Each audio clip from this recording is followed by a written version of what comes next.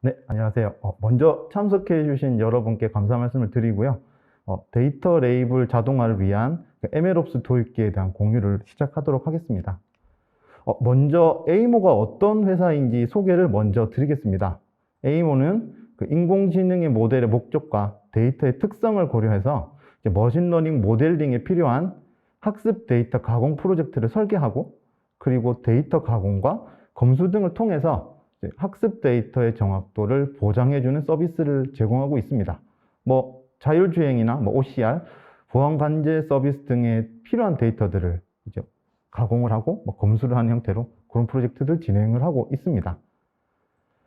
현재 저희 회사는 100여 명 정도의 직원이 에이모에서 일하고 있고요. 그리고 전체 인원이 한 60% 정도가 엔지니어와 연구원으로 구성이 되어 있습니다. 그리고 100개의 파트너사가 존재하고요. 레이블링 작업을 위한 크라우드 워커수는 이제 누적 4만 명을 넘고 있습니다. 그리고 21년 기준 100억 원의 매출을 달성하였고, 현재 누적 투자액은 한 126억 정도에 이릅니다. 네. 그리고 파트너들이 이렇게 다양하게 있고요. 그래서 자율주행과 금융, 유통, 건설, 교육, 헬스케어 등 선도 산업뿐만 아니라 다양한 분야 외국 파트너들과도 파트너십을 구축하고, 그리고 더 확장을 하려고 노력하고 있습니다. 현재 에이모는 영국, 캐나다, 일본, 베트남에 지사를 두어서 좀 더 글로벌 확장을 위해서 준비를 하고 있습니다.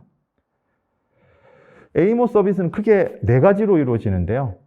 기업에서 직접 관리하기 어려운 AI에 필요한 대량의 학습 데이터를 수집, 가공해주는 서비스인 지타스, 그리고 에이모 지타스와 같은 비정형 데이터 관리 프로젝트를 누구나 할 수 있도록 지원하는 웹베이스드 SaaS 서비스인 엔터프라이즈, 그리고 비정형 데이터 시장에서 가장 큰 비중을 차지하고 있는 자율주행 분야에 특화된 데이터 수집 가공 서비스인 다스, 그리고 데이터 가공을 위한 협업 플랫폼인 라벨러스를 제공합니다.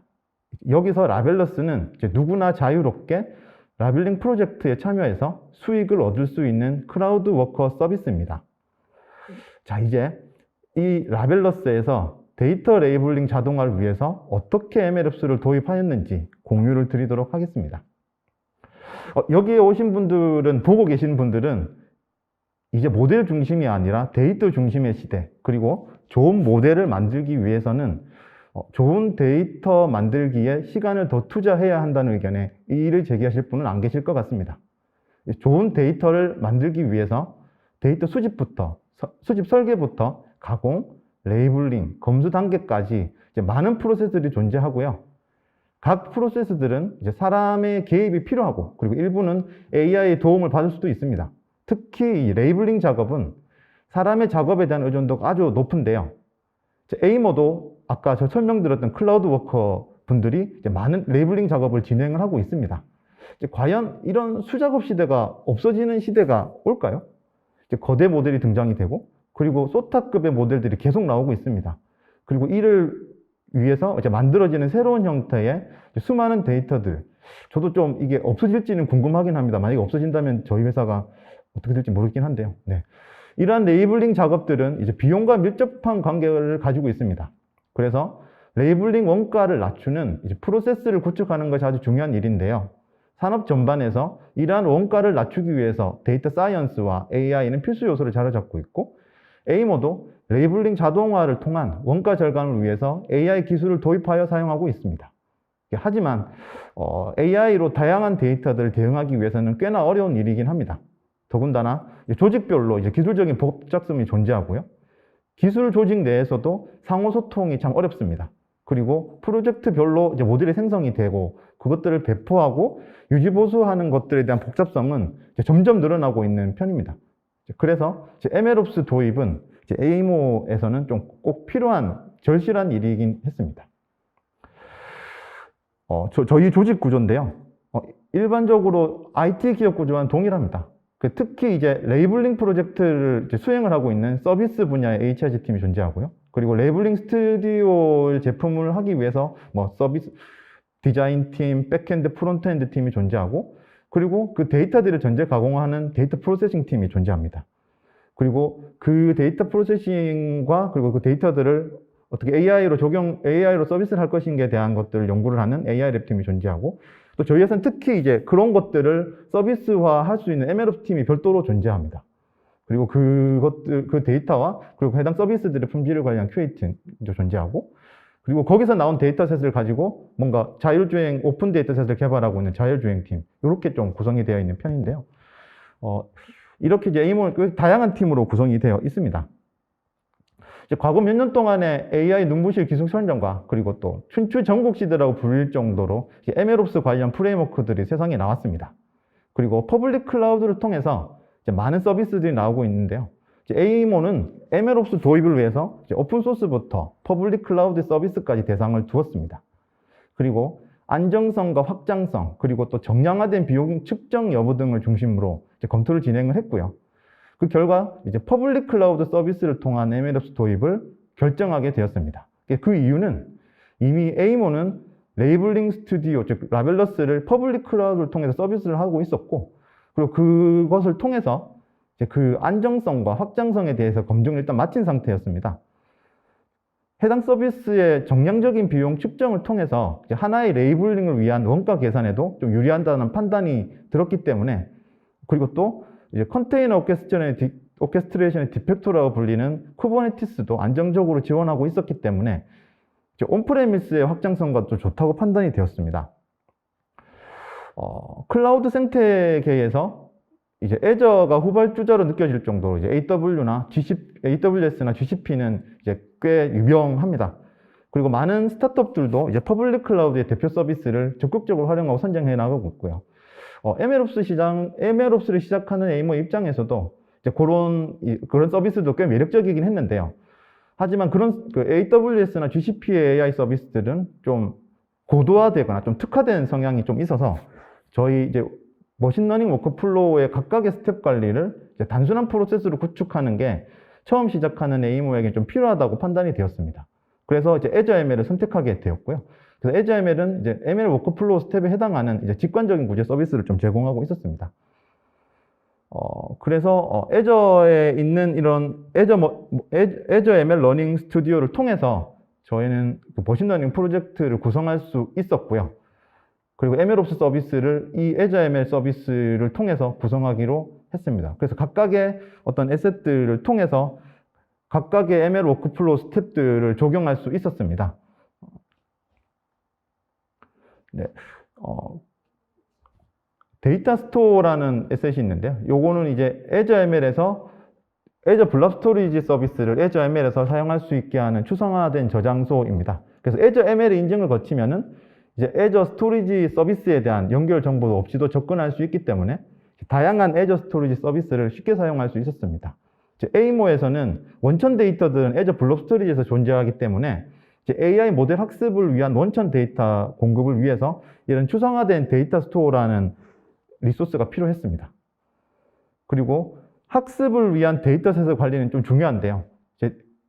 애저 ML의 데이터는 학습 파이프라인을 위해서 타블러나 바이너리 등 같은 다양한 형태의 데이터셋을 지원을 합니다. 그리고 프로파일링 기능을 통해서 현재 데이터셋 메타 정보 분포도 알 수 있었기 때문에 저희한테는 꽤나 좋은 서비스로 인식이 되었습니다. 그리고 파이프라인은 이제 애저 ML SDK나 디자인을 통해서 개발할 수 있는 워크플로우 파이프라인 서비스고요. 파이프라인을 배포를 하게 되면 이제 시큐어드된 REST API, REST 엔드포인트를 제공을 해주기 때문에 이 파이프라인 SDK를 작성만 하게 되면 별다른 신경 쓸 거 없이 배포만으로도 TLS나 어서라이제이션까지 해결해 줄 수 있는 게 꽤 큰 장점이었습니다. 그리고 이제 파이프라인답게 각 스텝별로 이제 출력하는 매트릭을 비주얼라이즈 할 수 있는 항목도 제공을 하기 때문에 저희 에이모한테는 좀 맞는 서비스라고 생각을 했습니다. 그리고 모델 레지스트리의 기능을 하는 서비스고요.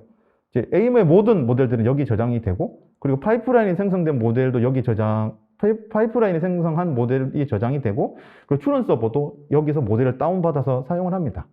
그래서 이 현재 모델을 사용하고 있는 엔드포인트나 이 모델이 학습된 데이터 조회 등 좀 기본적인 레지스트리 기능을 좀 가지고 있습니다.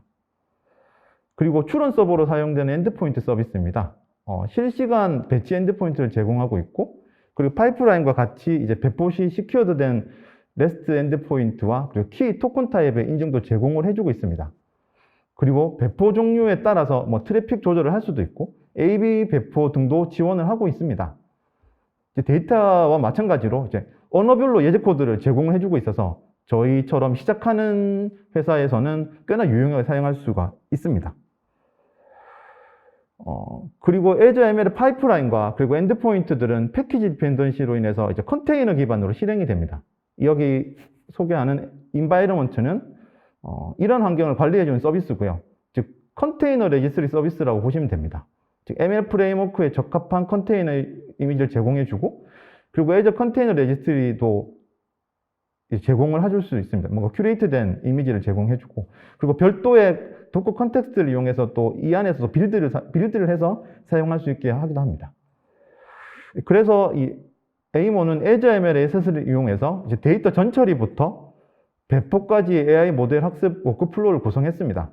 그래서 MLOps 엔지니어는 이제 Azure ML SDK를 통해서 파이프라인을 개발하고 그리고 GitHub 액션을 통해서 파이프라인 및 이제 environment, 즉 아까 말했던 컨테이너 이미지죠. 그걸 배포를 합니다. 그래서 실제로 파이프라인을 트리거링하는 주체는 에이머의 레이블링 스튜디오인 라벨러스고 그리고 파이프라인이 제공해주는 시큐어드 REST 엔드포인트로 요청을 하게 됩니다. 파이프라인을 통해서 이제 데이터 검증, 전처리, 학습, 평가 스텝을 거치고 그리고 생성된 모델은 모델 에셋으로 배포가 됩니다.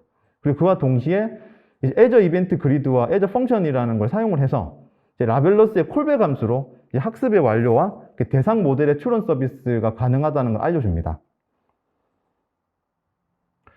추론 서버 구성도 똑같이 이제 Azure ML 엔드포인트를 통해서 구성을 하였습니다.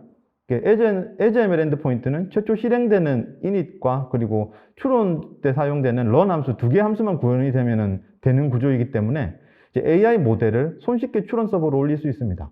MLOps 엔지니어는 이제 init run 함수가 포함된 파이썬 파일 하나와 그리고 모델이 실행될 패키지의 컨테이너 이미지만 빌드하면은 추론 서버 배포가 끝이 나게 되는 겁니다.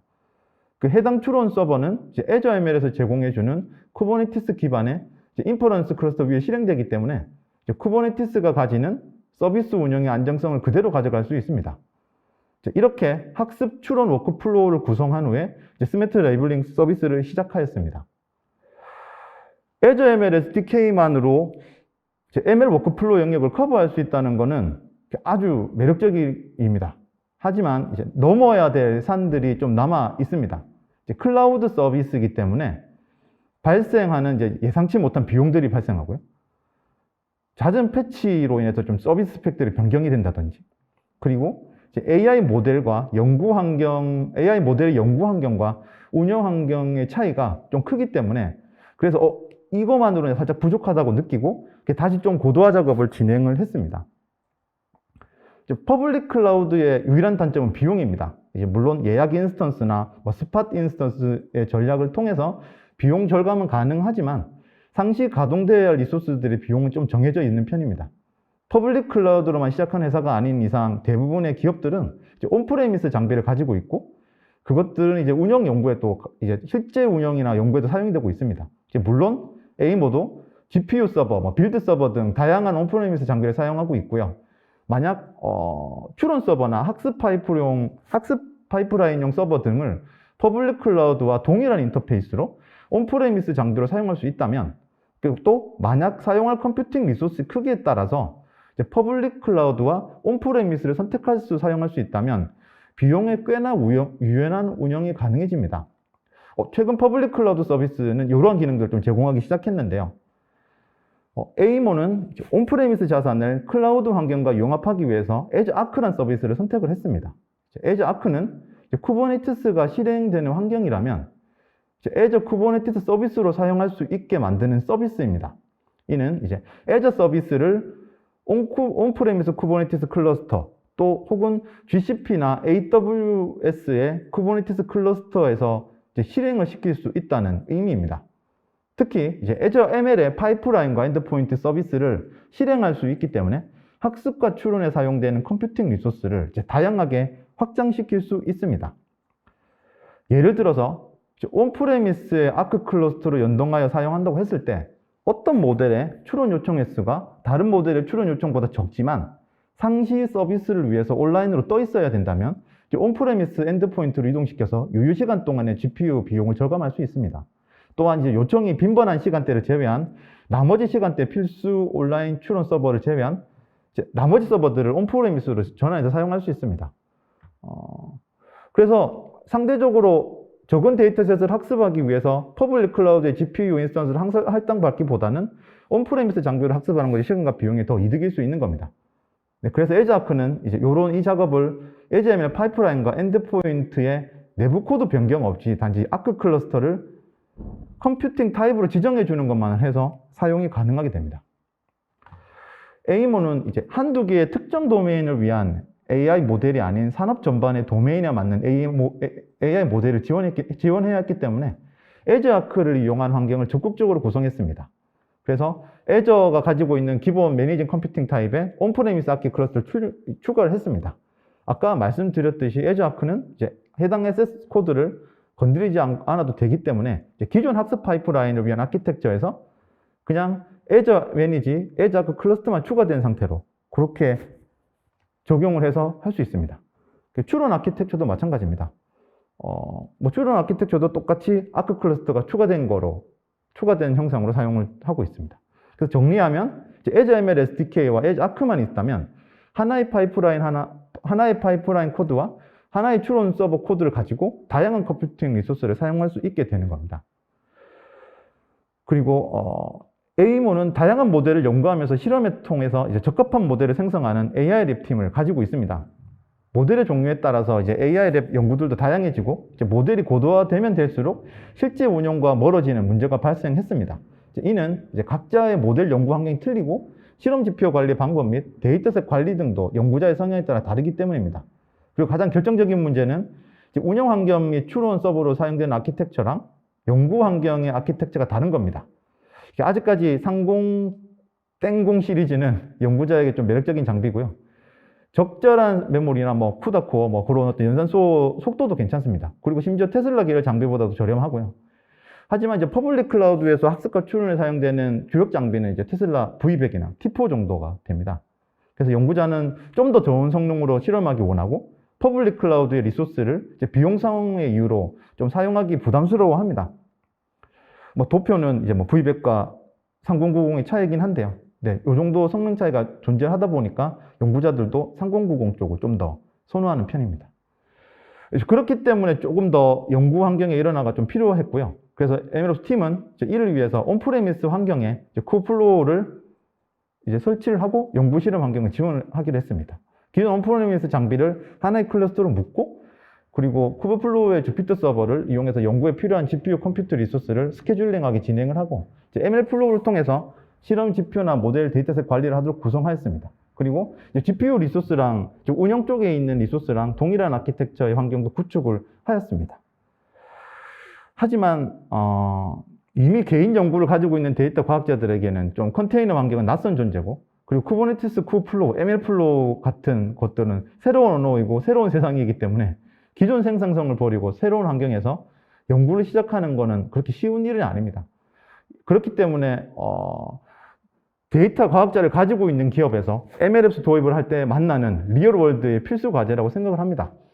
물론 이전 세션에서 소개하신 좋은 플랫폼들을 사용한다면 이야기는 조금 달라졌을지는 모르겠지만 심지어 이전 세션이었던 마키나락스의 솔루션도 좀 도입을 검토한 적이 있습니다. 그래서 MLOps 팀과 AI랩 팀 사이에 몇 가지 규칙을 정하는 것부터 이제 그 간극을 좀 줄이기로 했습니다. 이미 AI랩에서는 모델 배포 시에 데이터 과학자별로 별도의 파이썬 패키지를 구성하고 배포하고 있었고 이제 그런 것부터 이제 좀 약간 일원해 나가는 규칙을 정하기로 했고요. 그리고 이렇게 규칙을 좀 정한 것부터 모델 패키지들에 대한 디버깅이 좀 시간이 줄어들고 연구 환경과 운영 패키지의 의존성도 많이 해결됐습니다. 그리고 추가적으로 모델 실험이 필요할 때 연구 환경으로 진행되는 형태로 자연스럽게 변화되고 있습니다. 앞서 이제 소개한 에즈ML의 서비스는 운영이 지속될수록 서비스에 영향을 주는 변경사항들이 좀 발생했습니다. 업데이트가 계속 진행이 됐기 때문에 몇몇 서비스들은 스펙이 변경되거나 지원하지 않는 경우도 존재하였고요. 제일 큰 변화는 추론 쪽 엔드포인트였기 때문에 별도의 서빙 툴을 도입을 해서 보완하려고 했습니다. 그래서 이제 이 보완을 위한 대체 서버 요건은 뭔가 유연한 배포를 위한 쿠버네티스 클러스터 기반의 어떤 환경이어야 되고, 안정적인 패키지 릴리즈가 이루어져야 되고, 스웨그 UI 같은 좀 손쉬운 모델 연동 테스트가 지원이 돼야 됩니다. 그리고 뭐 프로메테우스나 그라파나 같은 모니터링 툴이 연동이 가능해야 되고, 분산 추론과 오프라인 배치, 뭐 병렬 추론 같은 것들이 지원이 돼야 되는 거를 일단은 먼저 요건으로 삼았습니다. 그래서 그 조건을 검토했을 때 뭐 트라이톤이나 벤토ML이나 셀던을 세 개로 이제 정의를 하고, 그리고 그 세 개 중에 셀던 코어를 정하기로 했습니다. 에이모는 프로젝트 특성에 따라서 온라인 추론 말고도 오프라인 배치 추론 형태의 작업들도 꽤나 많이 있었기 때문에 뭔가 레플리카를 스케일 아웃하고 뭔가 워커 병렬 처리를 하고 뭔가 마이크로 배치해서 뭐 배치 사이즈 조정할 수 있는 그런 기능들을 가진 셀던이 최종으로 선정이 되었고요. 그래서 이제 셀던과 그 다음에 Azure ML 엔드포인트가 같이 사용되어 있는 어떤 보완하는 구조로서의 어떤 추론 아키텍처를 구성했습니다.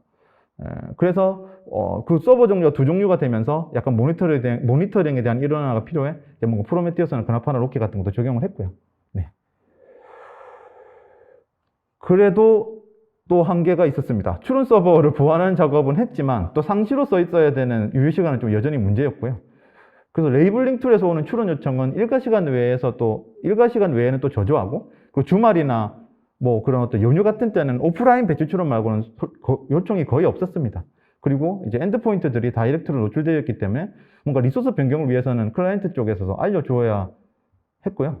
그렇기 때문에 MLOps 팀에서는 엔드포인트 앞단에 뭐 추상화 경로를 제공해주는 리소스의 경로를 가리고, 그리고 프로메테우스로 수집된 매트릭을 기반으로 해서 로드 밸런싱 해주는 게이트웨이를 구성했습니다. 그래서 뭐 예약 인스턴스로 구매된 쿼터를 제외한 나머지의 리소스들에 대해서는 스케줄링 정책에 따라서 자동으로 스케일 인아웃이 될 수 있도록 했고요. 뭐 어느 날은 아예 온프레미스 장비만으로 추론하는 날이 있을 수도 있고, 그 외에는 만약에 온프레미스의 한계가 트래픽이기 때문에 트래픽에 과다한 어떤 요청이 들어오면 다시 퍼블릭 클라우드 형태로 전환하는 형태로 그런 식으로 문제를 해결했습니다. 네, 이때까지는 이제 어떻게 저희가 MLOps를 도입했는지에 대한 소개였고요. 이제 저희가 그거를 이용해서 어떻게 어떤 이런 현실 세계의 내용을 좀 소개하려고 합니다. 에이모는 이제 라이블러스라는 레이블링 툴을 통해서 이제 고품질 레이블링 데이터를 만드는 일을 하는 회사입니다. 이제 고품질 레이블링 데이터를 만들기 위해서는 사람의 수작업이 필수인데요. 이 작업을 이제 얼만큼 최적화하느냐에 따라서 이제 레이블링 프로젝트의 수익이 결정이 됩니다. 이제 에이모는 수작업이 가장 많이 들어가는 레이블링 작업 자체를 이제 AI 모델로 지원함으로써 이제 작업자의 능률을 높이고 있습니다. 스마트 레이블링은 이제 수작업으로 작업했던 레이블링 작업을 이제 AI 모델을 통해서 이제 자동으로 레이블링을 하는 기능입니다. 이제 다양한 도메인에 맞게 다양한 모델을 지원하고 있고, 그리고 프리트레인드된 모델을 기반으로 한 전위 학습을 통해서 이제 해당 프로젝트에 최적화된 AI 모델을 사용을 하고 그걸 통해서 이제 레이블링을 할 수 있다는 게 특징입니다. 현재 디텍션과 세그멘테이션들을 지원을 하고, 그리고 자율주행을 위한 오브젝트 트래킹 모델, 뭐 라이더 센서를 위한 포인트 클라우드 모델 등도 지원을 하려고 테스트 중입니다. 스마트 레이블링이 지원한 모델 유형은 프리셋 모델, 커스텀 모델 두 종류입니다. 프리셋 모델은 학습 없이도 바로 추론을 할 수 있는 모델이고, 그리고 커스텀 모델은 프리셋 모델을 프리트레인드된 모델로 사용을 해서 그 프로젝트의 데이터를 일부 전위 학습하여 사용하는 모델입니다. 프리셋은 이제 코코 기반의 일반 사물용 모델과 주행 데이터 기반의 모델, 그리고 인스턴스 시멘틱 세그멘테이션 모델, 그리고 사람 얼굴과 번호판을 가려주는 비식별화 모델, 그리고 레이블링 작업자가 특정 인스턴스를 클릭을 하게 되면 실시간으로 세그멘테이션을 적용하는 인터랙티브 세그멘테이션 모델, 그리고 자율주행용 포인트 클라우드 모델, 그리고 주행용 오브젝트 트래킹 모델을 지원을 합니다. 커스텀 모델은 현재 이제 비박스 디텍션과 세그멘테이션, 그리고 비박스 오브젝트 트래킹을 지원합니다. 이러한 많은 모델들의 종류들은 뭐 YOLO V4가 될 수도 있고, YOLO V5, 뭐 Efficient Stat, 그다음에 스윈, 아까 세션에서 말씀드렸던 트랜스폼에 기반의 어떤 다양한 CNN 모델들을 백본으로 하는 그런 모델들도 다양하게 구성이 되어 있습니다. 커스텀 모델 생성하는 것들은 이제 학습에 필요한 일정량의 데이터를 레이블링 하는 것부터 시작이 되고요. 이 레이블링 자체는 이제 전체 데이터를 이제 액티브 러닝 형태에 대한 리스트업을 진행을 한 다음에 그 중에서 일정량의 데이터를 선택을 해서 레이블링을 합니다. 그리고 이렇게 레이블링한 데이터는 이제 유형에 따라서 프리트레인드 된 모델로 전위 학습을 진행을 하고요. 그 학습이 완료되면 이제 평가를 통해서 프로젝트에 적합한지 판단을 합니다. 여기서 이제 기본적으로 뭐 저희가 알 수 있는 뭐 MAP나 MIO 같은 수치 말고도 실제로 이제 해당 대상 데이터셋을 비주얼라이즈를 해서 실제 수치가 높다고 하더라도 실제로 정확하게 레이블링 빅박스라든지 어떤 세그멘테이션 영역이 정확히 되었는지에 대한 취약적인 부분들을 비주얼라이즈를 해서 담당자한테 보여주게 됩니다. 그리고 나서 이제 배포를 진행하고 그 배포를 이제 통해서 이제 실제로 사용자는 그 나머지 데이터들의 레이블링을 진행을 합니다. 네, 그래서 프리셋 모델에서 특정 모델에 맞는, 특정 도메인에 맞는 데이터셋을 학습을 했기 때문에 이제 기존 프리셋 모델 성능보다는 해당 프로젝트, 해당 도메인에 적합한 모델이기 때문에 좀 나은 성능을 보이고 있습니다. 네, 자, 그러면은 좀 더, 리얼 월드로 좀 더 들어오 보겠습니다. 여기서 이제 레이블링 작업이 완료된 이미지가 두 개가 있습니다. 여기서 어떤 것이 사람이 레이블링 한 것이고 어떤 것이 AI 모델이 한 것일까요? 왼쪽은 이제 오픈 데이터셋의 레이블링이고요. 그리고 오른쪽은 AI 모델의 추론 결과입니다. 만약 오른쪽의 내용으로 사람의 어노테이션 검수를 맡긴다면 과연 통과할 수 있을까요? 우리가 알고 있는 모델의 정확도는 뭐 MAP, MIU, 뭐 ROC 커브, FN 스코어 등 뭐 그런 수치들로 나타내고 있습니다.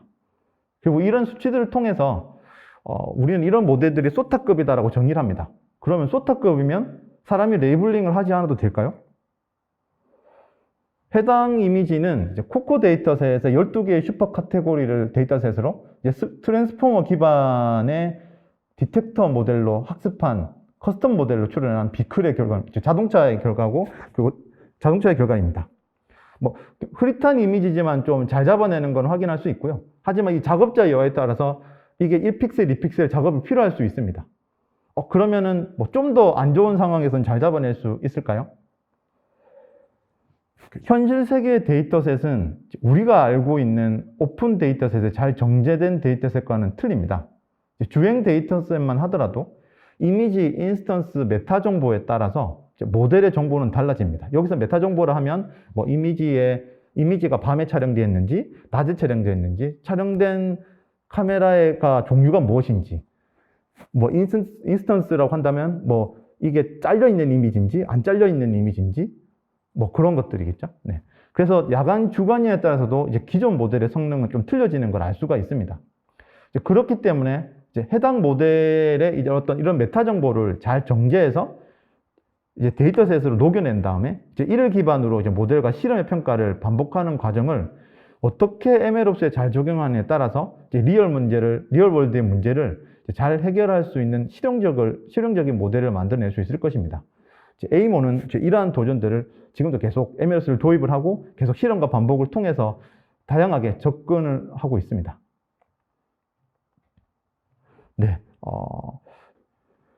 애저ML을 이제 MLOps 서비스로 도입한 후에 효율적인 서비스 운영을 위해서 이제 다른 애저 AI 서비스의 검토도 진행을 하였습니다. 그러다가 이제 애저와의 좋은 기회로 애저 클라우드 기반의 이제 불량품 검출을 위한 스마트 팩토리 POC를 좀 진행할 수 있었는데요.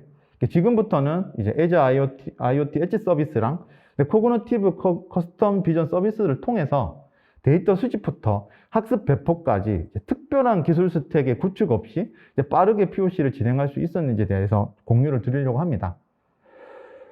POC의 대상은 유아용 제품을 생산하는 정통적인 제조기업이었습니다. 기존 환경은 룰베이스 기반의 비전 시스템으로 제품의 분량을 판단하고 있었고요.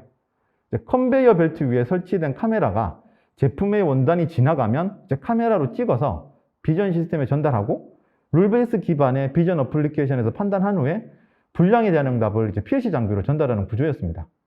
이제 룰 베이스 기반의 비전 시스템 한계는 이제 새로운 불량 케이스가 나오면 해당 룰을 추가하지 않는 이상은 이제 검출을 하지 못한다는 건데요. 그래서 불량률을 낮추기 위해서 룰을 꾸준히 추가해야 되고, 그건 다시 또 비용의 문제로 이어지기 때문에 이제 고객사의 요청은 이제 비전 AI 모델을 통해서 그 불량을 검출할 수 있는 아키텍처를 구성하는 것이었습니다. 뭐 이미 고객사 내부에서 이 연구원 분들이 CNN 모델을 통해서 요거 해도 되겠다라고 어떤 실험에 대한 검증을 마쳤기 때문에 이제 AI 모델이 생성이 되고 이제 배포되는 그런 생애 주기를 관리할 플라이휠 아키텍처를 구성하는 게 POC의 목적이긴 했습니다. 모델 학습과 배포는 이제 클라우드 환경을 좀 통해서 배포되기를 진행했고, 그리고 데이터 수집에 대한 거는 이제 내부 사정상 실시간으로 진행되기는 어려웠기 때문에 사전에 데이터를 별도로 제공받아서 학습을 진행하며 구성을 했고요. 그 이후로 이제 AI 비전 시스템에서 불량에 대한 이미지를 판단하여 배치를 통해서 주고받는 형태로 진행하기로 했습니다. Azure Cognitive Custom Service는 이제 데이터 수집부터 평가, 배포까지 다 커버 가능한 AI 서비스입니다. 비전, 언어, 음성의 모델을 지원하긴 하지만 비전 쪽에서 이제 클래시피케이션과 디텍션 모델을 지원을 합니다. 그리고 또 배포 시 경량화된 모델을 배포를 지원하고 있기 때문에 IoT 엣지 서비스에서 사용하기 좀 적합한 서비스라고 할 수 있습니다. IoT 엣지 서비스도 똑같이 Azure 디바이스에서 Azure 서비스나 사용자의 어플리케이션을 컨테이너 기반으로 사용할 수 있고, 그리고 이제 Azure IoT 허브 기능을 통해서 이제 디바이스로의 서비스 배포 등을 꽤나 손쉽게 수행할 수 있습니다. 그리고 이제 Azure 펑션이나 스트림 어널리틱스나 이제 Azure ML, 이제 Azure 머신러닝을 실행할 수 있기 때문에 산업 현장에서 이제 엣지 디바이스를 이용한 AI 서비스를 이용하기 원한다면 꽤 적합한 서비스라고 생각이 듭니다. 그런데 이 리얼월드의 문제는 이제 AI 모델만 존재한다고 해결되는 문제는 아니었고, 첫 번째 문제는 기존 장비의 연동 문제입니다. 이제 불량 판별은 실제로 불량을 제거하는 행위가 완료가 돼야지 하나의 프로세스로 완성이 되는데요. 이제 AI 모델이 할 수 있는 건 단지 판별이기 때문에 이제 그 외에 나머지 작업들은 기존 장비에 좀 의존할 수밖에 없었습니다. 즉 비전 시스템에서 AI 모델을 사용할 수 있는 인터페이스가 존재하지 않는다면 이제 수집부터 제거까지 또 새롭게 설계를 해야 되는 형태고요. 그리고 대부분의 비전 시스템은 C 계열의 윈도우 어플리케이션이기 때문에 대부분이 이제 파이썬 기반의 AI 모델 인터페이스는 이제 담당 개발자들이 좀 꺼려하는 영역이긴 합니다. 실제로 이제 비전 시스템 담당자와의 논의에서도 DLL 형태의 라이브러리가 제공을 해주지 않으면 어렵겠다. 그리고 비전 시스템과 같은 장비에 있지 않다면 성능에 대해 보장하기 어렵다. 그런 약간 좀 약간 난해하다고 이렇게 의견을 주셨습니다. 그리고 두 번째는 속도입니다. 현재 비전 시스템의 불량 검출 속도는 23Hz, 즉 1초에 23번을 검출하고 있는데요. 이를 이제 맞추기 위해서는 모델이 5 마이크로세컨드가 되어야 된다고 일단은 얘기를 했습니다. Azure Cognitive Custom Vision 모델 중에 경량화된 모델의 GPU 유치 시간이 5 마이크로세컨드입니다. 물론 이 성능은 이제 모델의 도메인에 따라 다르고 심지어 전처리, 후처리 기간은 좀 제외된 수치입니다. 말 그대로 전처리, 후처리를 아주 빠르게 해야 된다는 뜻인데요. 일단 먼저 그 Azure 엣지 서비스는 이제 모비 기반의 패키지 설치가 가능한 환경이면 이제 엔비디아 제슨이나 윈도우, 리눅스 머신에 어디든지 설치가 가능합니다. 그래서 우리는 비전 시스템과 연동을 위해서 이제 Azure IoT 엣지 서비스를 구축을 했고요. 물론 이제 윈도우는 WSL 기반의 배포판을 설치를 해야 됩니다. 그리고 비전 시스템과의 통신을 위해서 Azure IoT 엣지 모듈과 데이터 통신만을 담당하는 DLL을 작성해서 배포하는 형태로 진행했습니다. 그래서 우리는 윈도우 기반의 비전 시스템과 동일한 장비에서 작동하는 엣지 서비스를 일단은 구축을 했고요. 그리고 5 마이크로세컨드인데요. 이거는 좀 불가능한 일이었습니다. 코그니티브 커스텀 비전 서비스는 배포 시 손쉬운 사용을 위해서 도커 파일이나 모델 파일 등 뭔가 그런 어떤 추론용 서비스 코드를 제공해주고 있는데요. IoT에서 제공해주는 패키지는 이제 13에서 15 정도의 시간을 소요하고 있었습니다. 그래서 그런 작업들에 대해서 스텝들을 풀고 그리고 필요한 작업들을 제거하고 좀 최적화를 했지만 결국 5 마이크로세컨드에 대한 벽은 넘지는 못했습니다. 그래서 그렇게 해결을 못했고요. 네. 그래서 결국 이제 이 애저 클라우드 기반의 최종 아키텍처는 이렇게 구성이 됩니다. 크게는 이제 추론, 학습 배포, 결과 분석, 활용 세 가지 영역으로 나누어지고요. 그리고 실시간 추론을 통해서 얻어진 데이터를 블록 스토리지에 올려서 데이터 브릭스를 통해 분석을 하고, 그리고 코그니티브 SDK를 통해서 코그니티브 커스텀 비전에서 학습 평가 배포를 진행합니다. 그리고 VS 코드 플러그인이 꽤나 잘 되어 있기 때문에 몇 번의 클릭만으로도 이제 IoT 엣지 모드를 관리하고 모델 배포까지도 가능합니다. 아쉽게도 이제 비전 시스템 업체 사정으로 인해서 이제 더 이상 진행은 되지 못했지만, 이제 모든 이제 프로세스의 POC를 정상적으로 검증 못한 아쉬움은 있지만, 이제 애저 클라우드 서비스만으로 이제 스마트 팩토리 내 불량 검출 시스템 POC 구성을 할 수 있다는 것은 뭔가 좀 꽤나 인상적인 경험이었습니다. 네, 여기까지가 이제 에이모 MLOps 팀의 공유드린 내용입니다. 네, 여기까지가 준비가 된 상황입니다.